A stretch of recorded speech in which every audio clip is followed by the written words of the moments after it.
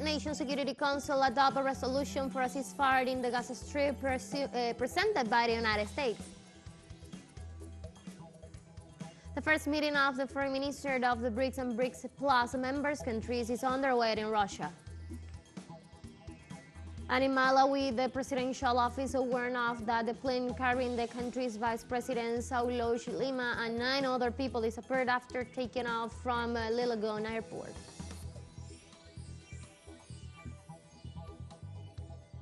Hello, welcome to From the South. I'm Marrero from the teleSUR headquarters in Caracas, Venezuela. We'll begin with the news. Stay with us.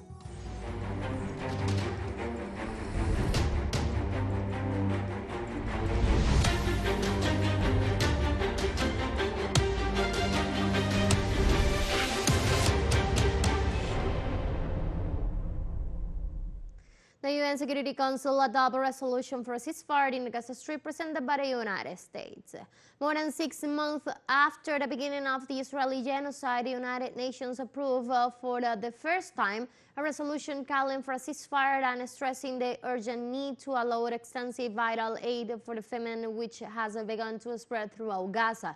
During a session of the United Nations Security Council, 14 members approved the resolution demanding the return of 130 hostages kidnapped in Israel and those held in Gaza.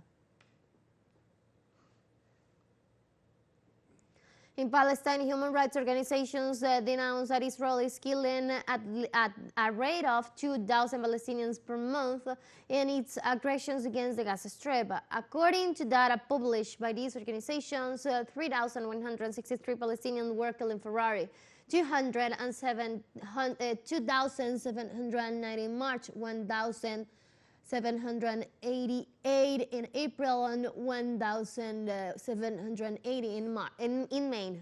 Meanwhile, according to the most recent data, according to the period from June the 4th to the 9th, 2024, 605 murders were recorded.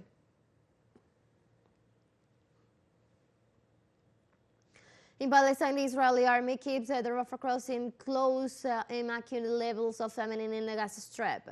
Various authorities, including the Egyptian Foreign Ministry, reject the Israeli presence at the Rafah crossing located between Egypt's Sinai Peninsula and the Gaza Strip. The Red Crescent Society affirmed that Israel continues preventing the passage of trucks carrying humanitarian aid through the Rafah crossing.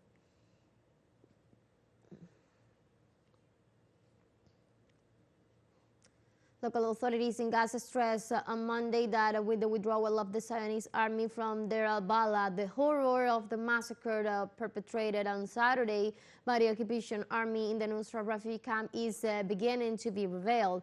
As civil protection teams began to move and collect the bodies arriving by the thousands at the Al-Aqsa Hospital, local authorities and human rights organizations call on the international community to intervene and provide medical supplies and fuel.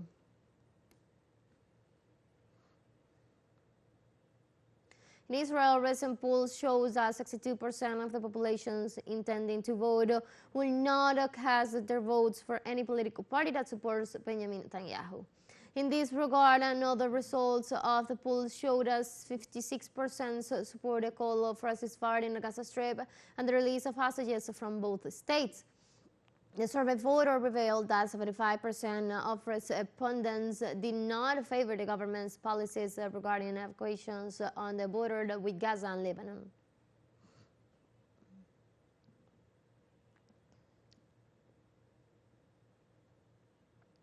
And Egypt's leading English language newspaper, the Daily News Egypt, and the Latin American television network teleSUR announced today that a groundbreaking media partnership aimed at fostering cross-continental news exchange and collaboration. The landmark agreement outlines a comprehensive framework for reciprocal exchange and broadcast of television programs, the sharing of news contents, and mutual access to media resources. The partnership aims to enrich the news landscapes of both regions by providing diverse perspective and in-depth coverage of global events. Daily News Egypt will have access to teleSUR's extensive library of audiovisual materials, including press releases, videos, interviews, documentaries, and other news content. In turn, teleSUR will be able to utilize news content and programs produced by the Daily News Egypt, further diversifying its programming and expanding its global reach.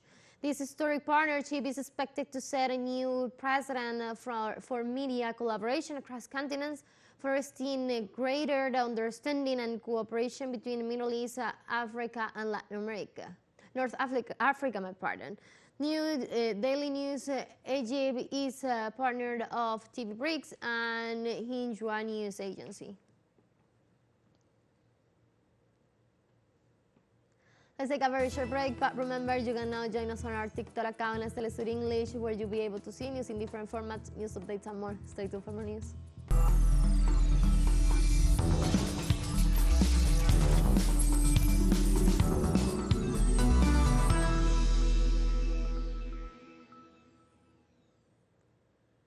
Welcome back to From the South. In Russia, the first meeting of the foreign ministers of the BRICS and BRICS Plus members countries has started.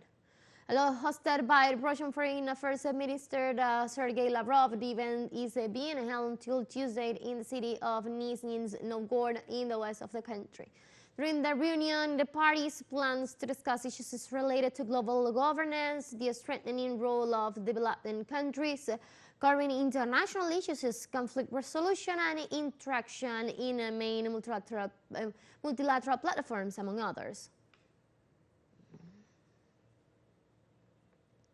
At the BRICS 2024 Foreign Ministers Summit, Moscow highlighted the strengthening of Russian-Chinese relations. In this sense, the Foreign Minister of China, Wang Yi, along with his Russian counterpart, Sergei Lavrov, assured that the development of the relations between the two nations is not affected despite external interference.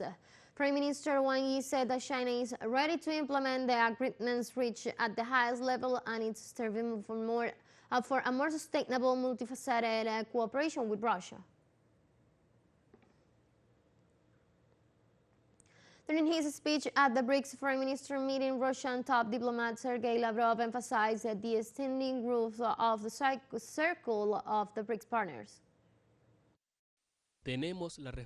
We have a special responsibility to pay attention to foreign policy coordination, first of all in the UN and its Security Council, the BRICS, the SCO, the G20, the APEC, and other multilateral platforms. Our position with our Chinese friends is seen more and more positively by the leading countries of the world.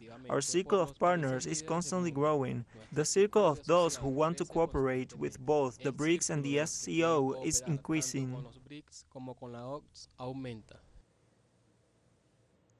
Lavrov also said that the BRICS Foreign Ministers Summit meeting was working to improve the international monetary and financial system. The Russian chairmanship is moving ahead at a good pace. Some 70 events have already taken place and more are still to come. We have noted the constructive participation of all partners in them.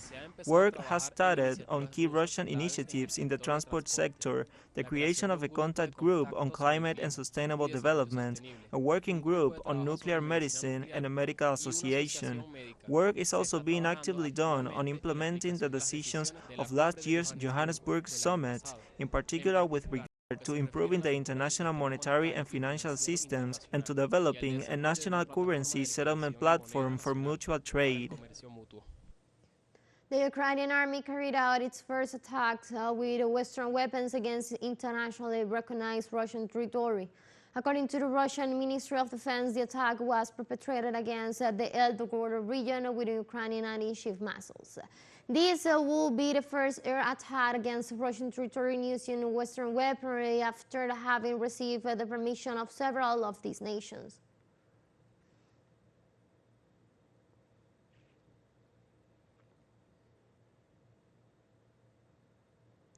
And in Malawi, the presidential office warned off that the plane carrying the country's vice president, Saulos Chilima, and 9 other people disappeared after taking off from Lincoln Airport. President Lazarus Chakwera ordered a search operation because a military plane disappeared from the radars and communications efforts failed. The plane was supposed to land at the Mzuzu International Airport in the north of the country, but so far that they have not been able to find it.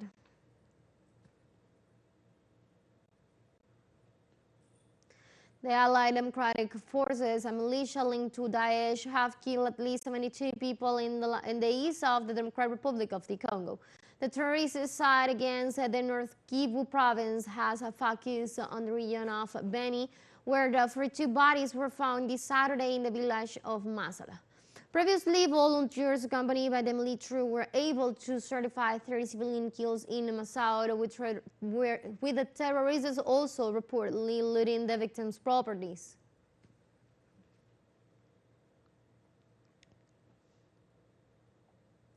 Let's take our last break, but before we invite you to join us on our WhatsApp community for our English-speaking audience. You can scan the QR code on the screen to join directly and share the link to reach more people. Constant news coverage of Latin America and the Caribbean, as well as the rest of the world. Stay connected and informed with teleSUR. My financial breakdown. Go away.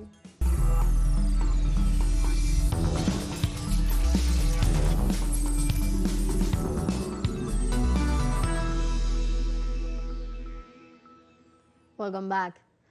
In Venezuela, the Vice President of the United Socialist Party of Venezuela, Diosdado Cabello, led a debate on political organization with members of the Great Patriotic Pool.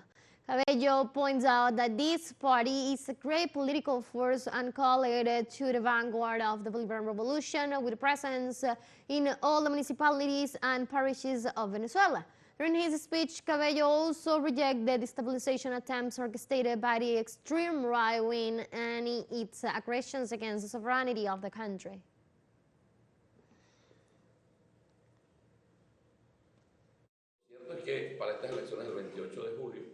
What is certain is that for this election of July 28th, we have one candidate, our brother Nicolás Maduro,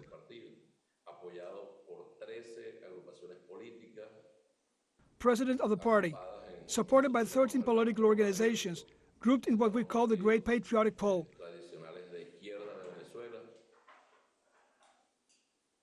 Where the traditional leftist parties of Venezuela are together with other groups and social movements, a great political force.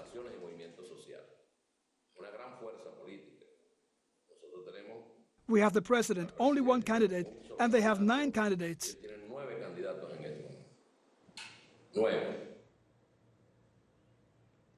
The United Socialist Party of Venezuela described as extraordinary the revision days of the 1x10 electoral machinery held on Sunday throughout the national territory in preparation for the presidential elections of July 28, 2024.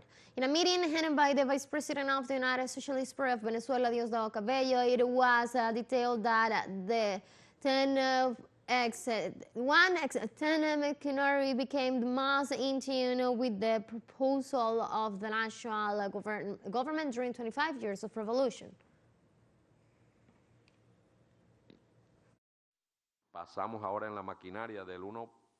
We move now from the 1x10 machinery plus the 5x5 machinery to the 1x10x7. And now we have included the mission bases, the missions and the great missions. That is to say, the missions, the great missions, and the mission bases.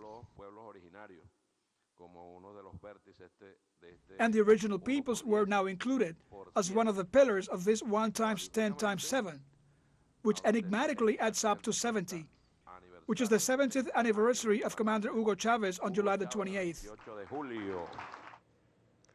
During his speech, the Vice President of the United Socialist Party of Venezuela, Diosdado Cabello, stated that they will guarantee a perfect electoral victory and a peaceful presidential elections on July 28, 2024.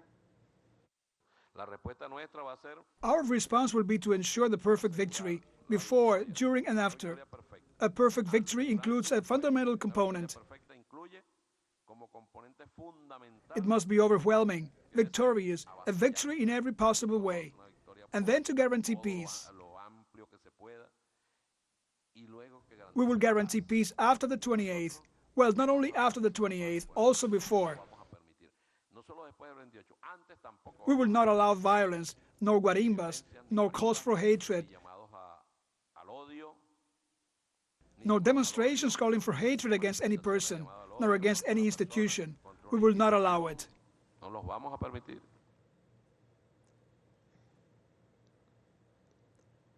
The one-time 10 electoral strategy consists in the creation of electoral support networks where the people commit themselves to guarantee the attendance of the voters to the electoral process. According to the Great Patriotic Poll, these organizational structures must comply with 3 steps.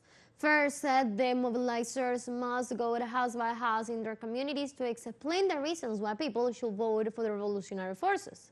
In the second step, the 1 by 10 members should convince the voters through examples. And thirdly, these voters must be organized so they can go to exercise the right to vote in their respective polling stations and guarantee victory on July the 28th.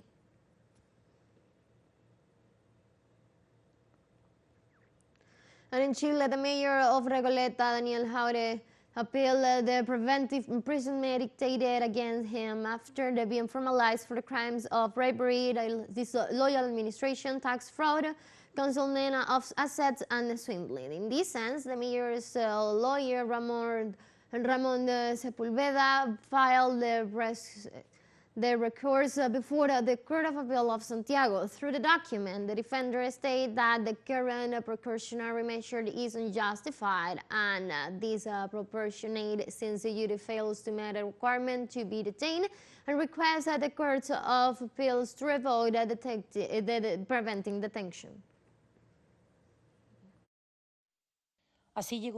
This is how Daniel Jauregui arrived, calm and confident, to hear the precautionary measures, surrounded by supporters who once again accompanied him, because there were 3 long days in this formalization process through which he was charged with fraud, unfair administration, bribery, and tax fraud.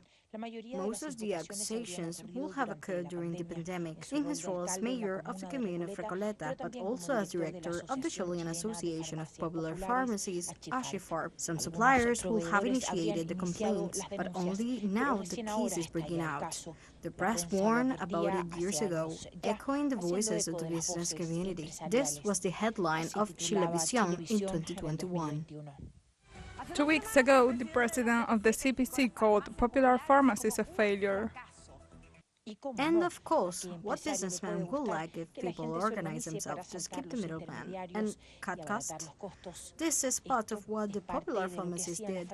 The first one in 2015 was in the commune of Recoleta, and the idea came from Daniel Jauregui, its mayor. Dozens of municipalities quickly joined until the ASHIFAR Association was formed. Here Daniel Jauregui at its creation. This has been a very important step. I believe we are changing history. Thousands of people benefited for almost 10 years from its model.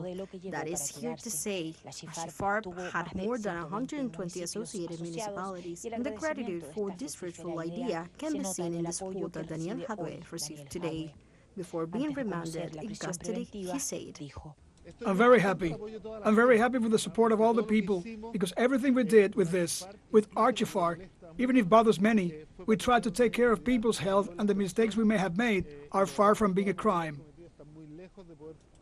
However, the third warranty court decided to give the highest precautionary measure to the mayor in one of his collaborators, total preventive imprisonment, considering that his freedom is a risk since he is in office as mayor and could alter the course of the investigation that will last 120 days.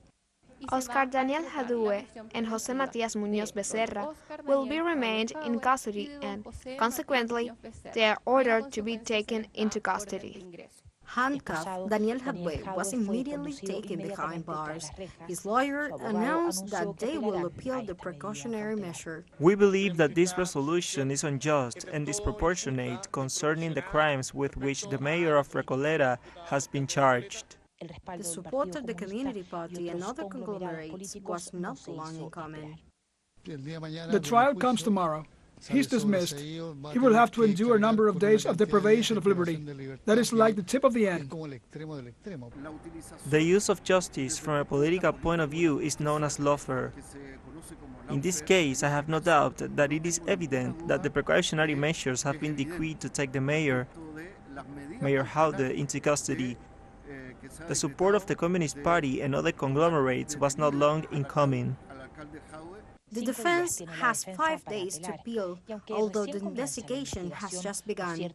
The truth is that these days were more likely a trial than just a formalization. Paula Dragnik, TeleSUR, Chile. Haiti's new Prime Minister Gary Conillo was released from the hospital on Sunday after being admitted the day before for respiratory problems.